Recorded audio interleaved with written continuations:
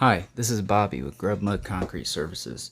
Today we're working out in Lisden, Indiana, where we'll be pouring a garage floor. It's about 4.5 yards, and in this video I'm going to show you guys basically how to pour out a garage floor using a viberstrike, how to float your edges, how to slick trowel concrete, and how to run a soft cut saw. So what we did is we elected to use a wheelbarrow at first because he couldn't raise his chutes up very high, and even if he put 4 chutes on, he couldn't pull up all the way. So like I said, we elected to use a wheelbarrow at the beginning. We poured out about 2 yards, 1.5 yards maybe, and then we hooked on 3 chutes and we just drug the rest. So we got a chalk line back there, and that's our height. We've already established that. And what Drew's doing is he's placing it with a come along. Some people call it puddling, but what he does is he puts it right up to the blue line without covering it up. And when Justin's dumping, or if you're using a chute, you just got to be careful not to cover up that blue line, because once you lose it, you're just basically guessing. So he puddles it up pretty close, and then here I go with a regular hand float, 18-inch float, and I float to my blue line, and I try to close it up really good, because I know I'm not going to get back to these edges for about an hour and a half, because it has to be hard enough to get on knee boards. Here we are shooting in the rest of the concrete and dragging it up there. You see the plastic down, that's a vapor barrier. They didn't call for it on this, but I did go ahead and put it in. Anytime you're pouring concrete in a garage or a barn, you should always put down a vapor barrier. And what I'm doing now is I'm floating my edges again, but I'm using a lot longer float. This is called a derby, and it's 30 inches or 32 inches long, so basically almost double what that float is, and it's getting your walls a lot flatter. I always recommend using this when you're pouring out. You won't see a lot of guys do it, but especially when you're using a viberstrike, it makes it nice, because it's basically you get your edges really flat, and then what we do is we take a board and we pull off the edges and bring them in a little bit, and then we run our viberstrike down it. And if you're not using a viberstrike, you should still follow the same process. And what you do is you'll just follow this process on out until you get to the end of the garage. So like I said, this is 4.5 yards. It's a slab mix, 4,000 stone, and it's got half air in it. And you might wonder why I put half air in it. It's because we got a little apron out there, and I didn't want it to be exposed to the elements with no air in the concrete. So what air is it's a chemical they put in the concrete, or if you're just doing a yard, sometimes they just put a bag on the truck, and it makes a bunch of little air bubbles in the concrete and gives the water somewhere. And when it freezes, it gives the water somewhere to expand, so it doesn't cause a pop out. So here we are pulling in off both sides, just kind of checking the float, but it was really flat. So we do that to both sides, and then we actually pull off the other wall. You could just strike it right off with this board, but we have a viberstrike, so we just were basically getting it started, and then we come through with the viberstrike. And you don't have to have a viberstrike. It's just something we have. I'm really not even that big of a fan of them. They do make it easy, but I don't think they get as flat as hand screeding like this. But here we go. This is a Whiteman viberstrike, or power screed, whatever you want to call it. You just need to make sure that you're down on both sides and not digging. And then your puddlers or come-alongers basically just keep a 1/2 inch of concrete up on the board. So we got all that struck off, and then what we do is we shoot in the rest of the concrete. You see a board out there towards the outside that has a chalk line on it, and that's where our garage door comes down to. And then on the other side of that board, we'll actually pull that out, and there's a weather lip, so no water comes up. And then the outside apron actually has a little swale in it, because the asphalt that they have out there actually slopes towards the garage, and we didn't want the water just coming into the garage or holding up there, so we cut a little swale. You'll see in the video here in a minute. So yeah, we're just basically repeating the process of what we did up there. Float it with your regular float, and then use a Darby and float it a little wider, and then come down it with the viberstrike. One of the reasons I'm not a real big fan of viberstrikes is because you can't really use them on stuff that like patios and stuff, because it's just so easy for it to hold water somewhere, especially up on the sides. But here in the garage, obviously it's never going to be raining, and there is some fall coming out the front. So I don't mind using it on stuff like this. Every once in a while I'll use it on a driveway if we got plenty of fall. But one thing I did want to talk to you guys about is if you're running a viberstrike and it's like, say, on a driveway, if you viberstrike it, does that release some of the air, like when you pump concrete, how the air goes down in the concrete? I would think that the viberstrike causes that too a little bit, but I'm not 100% sure. But it's when you're short-handed, if you have good enough come along guys, it's a really nice tool to have. But I'm not going to say that we perfected it, but I have perfected hand screeding, so a lot of times what I do is I just hand screed it. So here we are getting down to the end of it. They're going to float the edges, and I go ahead and float or bull float it all. This is a Cadillac Concrete Products bull float. I really like it, especially when you viberstrike something, because it fills in anything. It's kind of like, it's got a texture towards on the bottom of the float. It's kind of like a really light sandpaper, or a wooden bull float, so it really closes up and fills in any holes or any high or low spots. So I really like this float, and I recommend it for everybody that does residential concrete. I see a lot of guys out west, like in California and stuff, they use wooden bull floats, and I guess this kind of is the same idea, but it's not wooden. Obviously it's plastic. It doesn't grab quite as hard, but it definitely grabs a lot harder than what a magnesium bull float does. So we got it all bull floated back, and then I got that blue line on that board. Drew floats it right to that blue line, and then I come across it both ways with the short board. And I also come back later and use a level too, and come across to make sure that the water is going to flow out this garage floor if any vehicles ever come in and it drips off of it. This is like the most important part of the garage floor, is getting this last part right. So it was a little high here, so I had to drag it back with the come along. But yeah, so on the edge of my stick, that's on grade, so we know that. So as long as I'm drawing a line or making a bead, I know I'm down. So what I do is I come across it that way, and then I turn and pull back in off the other wall. You can actually see, if you looked really close, the wall was a little bit low, so I had to kick some mud up there. And then what I do is, once I get to the middle, I turn again and I come straight down. It's important that you keep your board parallel, because if you don't, just think about it. It's just simple geometry. If your board's not parallel, you're going to be higher in one spot and lower in another spot.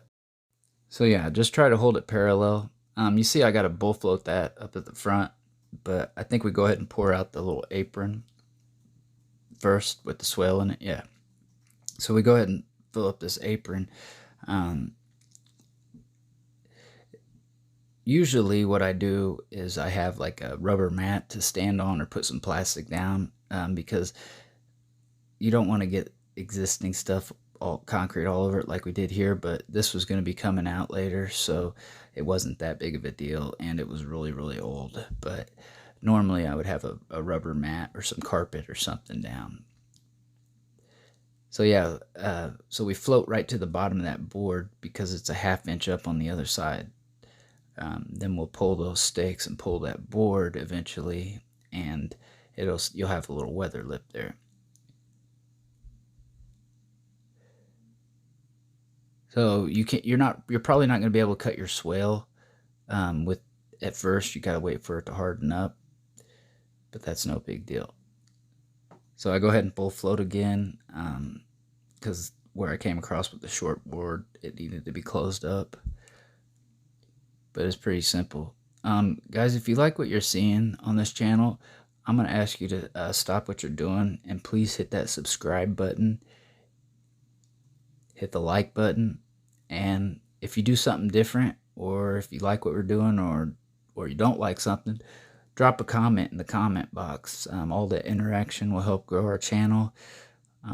But I'm not in it for the money. I will never ever have ads on my videos. You might see one at the beginning, but YouTube controls that. But you won't ever see a pause in the action and see an ad on my video. I promise you that. Here I come across it with that level, just making sure that it was all flowing out. And then I'm also kind of cutting the swell in this, doing my best ninja screed imitation. No, I'm just kidding. I actually do that in a video coming up. My viewers actually asked me to try to do the Australian or New Zealand way of screeding, and I do have a video coming up. I'm going to be showing you guys that. I actually have like 10 videos that I still need to post, but like I said in the first part of this video, the most important thing is getting the work done right and in a timely fashion. The videos, they're just a bonus. So it is kind of cool having friends all across the world now. I went from being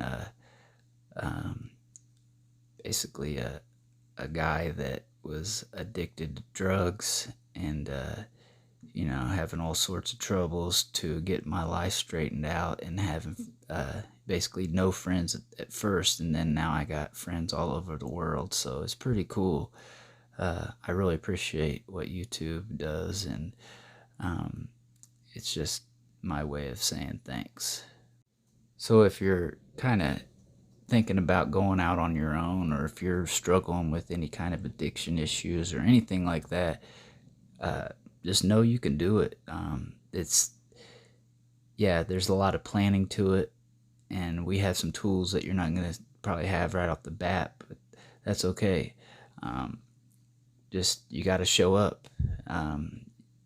You know, you can work for somebody for the rest of your life, and you know, you won't ever get to call the shots, or you can go out and have your own company and call the shots and be your own boss. I definitely recommend going out on your own, but don't do it you need to make sure you got, you know, at least probably 5 years experience, because yeah, you might in the first 5 years you probably see everything, but you're not going to experience all the different things that can happen to you while you're pouring concrete. So I've got 25 years in the mud.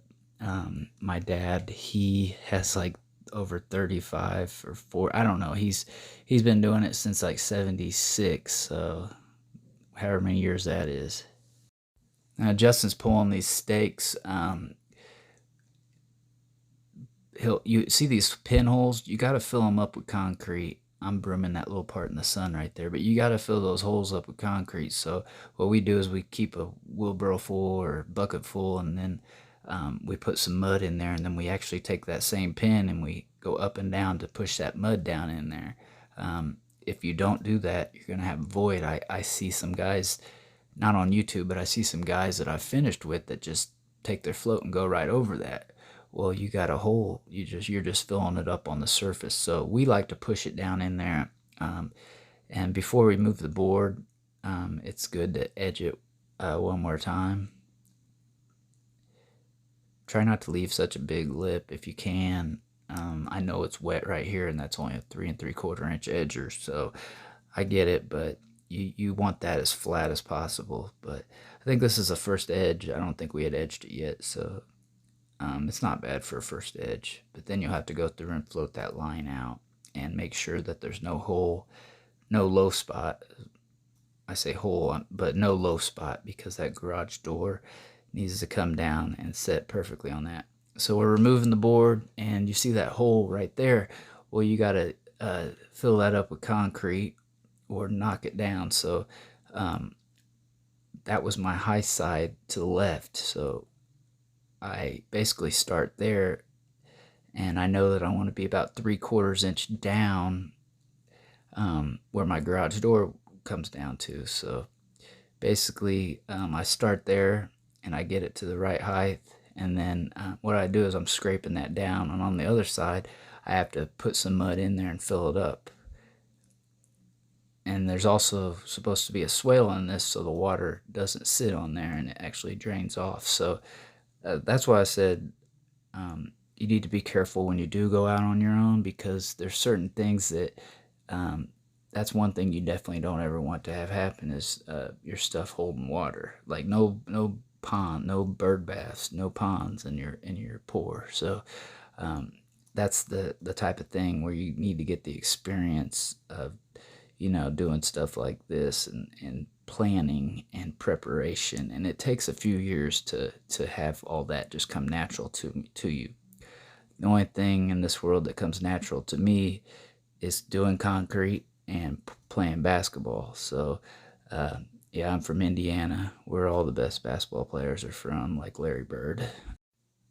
I can't really mention too many other people from Indiana. Maybe Zach Randolph, Jared Jeffries, Scott Skiles. I know Sean Kemp. I'm forgetting some more, but if you're from Indiana, you probably definitely can shoot a jumper. Every single driveway in Indiana's got a basketball goal in it. So I don't know if your guys' states are like that or not. But after you get all that floated in, you need to lower your garage door and make sure you're getting a tight seal on that, and then wipe off the bottom of the door because it has concrete on it. But you see that little line going across there. That means it's good. So, and then I have a little 2x4 that I place up against her and I re-edge it. And you could slide that down. You can also use your hand float, but it's easier if you have a 5-foot board. You can just go right across it. And then you have to float that line back out again, all while not leaving any low spots. It's kind of tricky, but it's really not that hard. But yeah, there you go. So Justin's floating that out, and then you have to float where I set the board down also. So I'm basically telling him to pull some cream back in there because there was a low spot. So you can see it right there. See it? So he has to basically fill that up with cream. And Justin, this is his first year doing concrete, so don't be too critical on him. He's learning. There you go. That's a tight seal there. And then I also go around and I checked it from the inside, and I didn't see any daylight through there, so that's good. That's exactly what you want. That ensures that you got a good tight seal, and you definitely don't want any air underneath that. So now I switched bowl floats to the magnesium bowl float. This is like a slicker. I use it as a slicker. It's actually got a little bit of a crown to it, so it's probably not the best for pouring out with it first, but it works really good for slicking it up. And I actually put 2 pins on that to give it a little bit more weight because it was this concrete was starting to go. I did wait till all the bleed water came off, so if you guys are wondering, or if you're doing your own, don't bull float all that bleed water in. Wait for it to burn off. And then obviously we'll go down it on knee boards or use a power trowel or however you finish it, but we elected just to hand trowel this one. Hand troweling it takes about an hour or an hour and a half less time than it would be if you were to rent a trowel machine or use a trowel machine and use it. So you see that little piece of paper out there that I'm going around. You don't want to bull float stuff like that in, or leaves or anything. So what I found is a great trick is I put a mason trowel on my little poles, and I can scoop it right up. Same with leaves.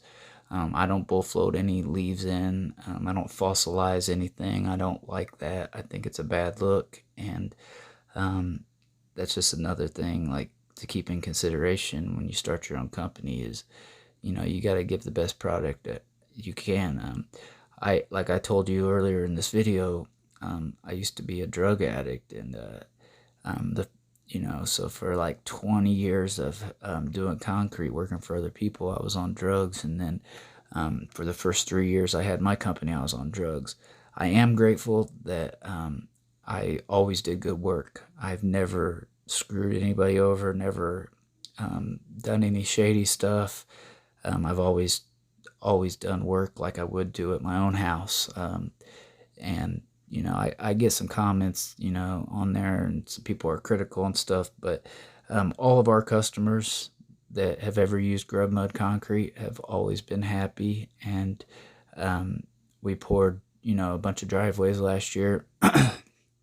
We only had one crack, a hairline crack in one of them, and it was one of those type of jobs where we couldn't get expansion on a spot, and the ground underneath of it was really a low spot, so it held water. And basically, 1 out of 15 driveways that we did had a crack, and I know that because I went back and I looked at all the driveways we did last year. So when you do start your own company, you need to always try to do your best work, because one thing my dad taught me when I was first starting it out, he told me, he said, Bobby,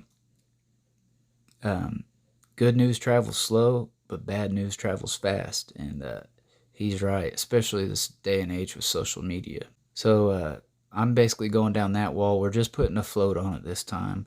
Justin does have a trial, but he's just using it as a leaner. So you're probably going to have to push some cream up against your wall and then go down it. It's just how all walls usually are. You got to push some cream up. There's my fiber float. I do like that hard bottom float for when I'm just doing a float pass.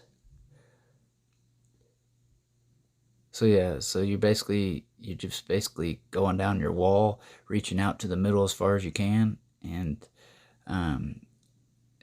just making sure that you got it all loosened back up, because if you don't hit somewhere, it'll be really hard. So here I am getting this little apron, floating right up to my weather lip, talking on the phone while I'm doing it. And then also I had re-edged it again, so I'm putting a little cream in that edger line and then floating it all out, and making sure there's no low spots, because if any of this garage ever does get any water on it, it'll be right here, and you can't have a bird bath like I talked about. And then we're getting it all ready for a broom. So you're basically just loosening it up. I know it's a big process, but concrete is a big process. And one of the reasons I wasn't posting as many videos over the last couple months was because I'm basically the only true finisher on my crew, and I'm the owner, and I'm the producer, and I'm the photographer, and there's a lot to it. So I wanted to make sure that my quality of work stayed A1, and if the videos weren't able to get done, then they weren't able to get done. So we're brooming this now. I'm touching up all the outside. Then what I do is just pull it right through. You always touch up first, and then run your broom long ways right in that little weather lip area. Run it with the corner of it, and then pull it right across. And that's pretty much it. That's broomed. That part's done. And then we just got to hand trowel the rest of it.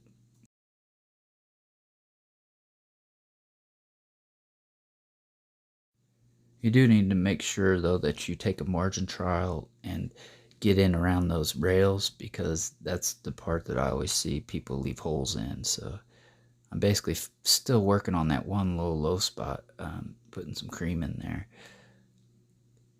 and then hitting it with the hand trowel. Sometimes you have to loosen it up with your float first, but we already did that on the first pass. So and that also makes it go a little faster, is when you float it and you leave it open like that, the air will get to it and it'll harden up a little bit faster, cure a little bit faster. Still getting that spot. And you'll know, you can't really see it on camera, but you'll know when you're finishing, you'll see it. Part of your trowel won't touch, and sometimes you'll have to grab your trowel two-handed and basically do like an ab roller, kind of like that, and scrub. And if you're more experienced finisher than the other guy, you need to reach farther over than halfway, because he's going to be struggling just to do his wall. And so yeah, some of that I had to just float again. So, but yeah, so he's going to be behind you. So same with when you're cleaning up your joints, you need to go ahead and clean up your joints and reach on the other side. Same type of thing, you know. You're basically the more experienced finisher, so you're giving the other guy a little bit of a break. So I'm loosening this up again and getting it floated to the wall, and then we'll hit it with the hand trowel. Basically, this is the second pass, but first pass with the trowel. So you don't really worry about leaving lines. You just don't want a ton of ripples, but you know you're going to hit it 2 more times, so it's really not that big of a deal. You're basically just loosening it up again. So the first time we went across it, I gave Justin the straight shot where he could go straight down the wall to the right, and then we switched sides, and he had the little bit of a longer side on this one. So he's doing his ab roller, and there it is. Loosen it with this float, ab roller, and then hit it with your slick trowel. And here I am finishing up this corner here, basically just slicking it up. Usually you kind of want to switch trials. So like on your first pass, you want to use a big wide trial, and then you'll switch and go to a smaller trial each pass. That's ideal situation, but sometimes you know, some trials get bent or rusty or something, so sometimes you just got to work with what you got. And a true finisher can finish with a trial like that. And then on my last pass, what I used was a little burner trial. My dad just got back. I don't remember where he had to go, but he came back and he got to video a little bit for us. So I'm just slicking up this front, and Justin's right next to me. You can see the finish I'm putting on this. It's a lot slicker than what it was. Like I said, I had to hand float that again because it was just too wet for a trial. So, but now it's getting there, and we let it sit for about an hour. And we both have a little bitty bottle of water right next to us. So when we're hand slicking, we spray just a little bit, not much, just a little bit of water, just basically spitting on it to just, remember I told you this garage had half air in it, so we didn't want our trials sticking, and I knew mine wasn't going to stick, but I had him use water too, because it's just, it loosens it up, but you see we're not putting very much on it. It's the same thing over and over again. You're basically just, you're two-handing it, and then you put your finish on it.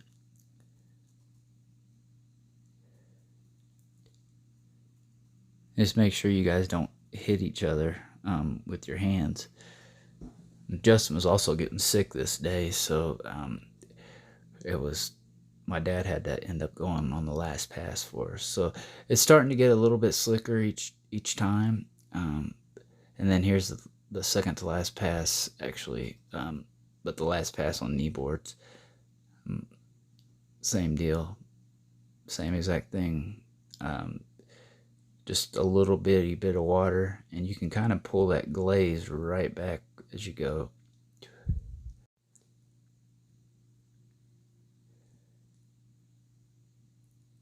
So yeah, what you do is you just take your screw gun and poke a couple holes in the top of the bottle, leave the cap on it, and just poke a couple holes. So I got a little bitty burner in my hand too. So this time I loosened it up with the burner, and then I go over it with the same little trial that I had to begin with. I appreciate you guys sticking around towards the end of this video. I know it was a little bit longer of a video, but it means a lot to me, and it means a lot to me all the comments you guys leave me and stuff. And I actually had a guy from Cape Cod, Dave. He gave me a shout out on one of his videos that he was doing concrete, and it really meant a lot to me. So I appreciate that, Dave. Yeah, I encourage anybody to make a video of their work and post it on YouTube, even if you don't have a channel or don't want to make a channel and don't want to do uploads all the time. This stuff's here forever. There's my future customers can check this stuff out and see that we do it the right way. So it's there forever. So I think it's a great tool. I think it is the best decision I ever made. But also on top of that, it's fun. It's fun to do, and it's like artwork when you make a video. So my dad, he's gonna be 66 in November, and he still can get out on knee boards and strike off and do all that. So I don't want to hear anybody whining about this is too hard. And I always tell my guys, a concrete finisher never says I can't, and that's the truth. So we had to wait about a half an hour more, and I had to go one more time across it. And what I do is I just walk it the last time with a burner and a little bit of water. Here it is. So I leave my feet all in the same spot and then take a step back. Pretty easy. I remember when I first started doing concrete, I hated slick trialing, but when you get used to it and you get Popeye forearms, it's a piece of cake. There it is, all done. We're done for the day. We got to come back the next day and saw cut it. I do like saw cuts better, especially in garage floors, because if you're rolling the toolbox over it and you hit a regular control joint, it's like you can't even push your toolbox or a creeper or anything on it. So I prefer saw cuts in almost everything I do, but especially in garage floors. So we're laying out these joints, basically cutting one down the middle and two the other way.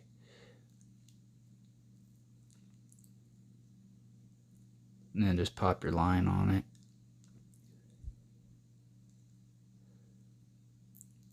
We had to darken up this spot right here. That chalk box didn't have enough chalk, so we switched to a blue one. And we're finding the overall length. So another thing I wanted to tell you guys is everybody that's kind of discouraged and working for somebody else, and you can get out on your own. I'm actually still in legal trouble over being an addict. If you look really, really close at my ankle, you can see a bracelet on there, and that's all from drugs. And I still probably got 2 more years of probation after this. I could actually have this off right now, but it's another thing that I'm really not that worried about. All I do is work, go home, and hang out with my daughter anyway. So now we're soft cutting this. I don't cut the same day. I always cut the very next day. I find I get less chips that way, and I can roll right over. I don't have to worry about anything scratching it or anything like that. So you flip your guide wheel down and you just stay right on your line, and you have a line, you have a pointer up in front, and you have a line in the back, an arrow in the back. And as long as you're on both those points, all you got to do is just push it right down and let the saw do the work. So there's that other arrow in the back, and then there's one in the front there. And then after you get everything cut, this thing only gets so close to the wall. So if you want your joints to get all the way up to the wall, you got to take a hand grinder or something else. And I just find a hand grinder works pretty good. And you just got to get all the way up to the wall. So I went ahead and cut through that little swale apron thing with a grinder, because it's the soft cut saw likes to go over flat stuff, not bumpy stuff. So, and then here's how I line it up. You see how he swept the dust? You don't want to drive that saw over dust. That's one thing. So you need to have somebody sweeping there for you and getting that done. So here's everything cut. Now we just gotta widen or extend them with the grinder on the edge, and that's it. I know a lot of you guys are probably going to be like, why did he tell his whole YouTube community that he's got an ankle bracelet on, or that he was a drug addict at one time? Because I really wanted to just, you know, you know, show some people that you can fight through it. You can work yourself out. It's not a hopeless thing. I know you might feel like you're hopeless, but with a dream and some hard work and showing up and doing what you say you're gonna do, you can accomplish anything. If my daughter comes to me tomorrow and says she wants a pony or something or whatever, there's nothing that I can't buy her. And that means a lot to me. I want my daughter knowing that I'm a good dad, and it's not just about buying stuff for her. It's about going to her soccer games and stuff. And she's only 4 years old, so I am glad that I waited a little bit longer in my life. I just turned 40 on Sunday, so it is nice having my life together now and showing her, that I am a good dad. It means the world to me. You see how that garage door came down all the way? That's how you want it to look when you're done. And thanks for watching, guys. Have a great day.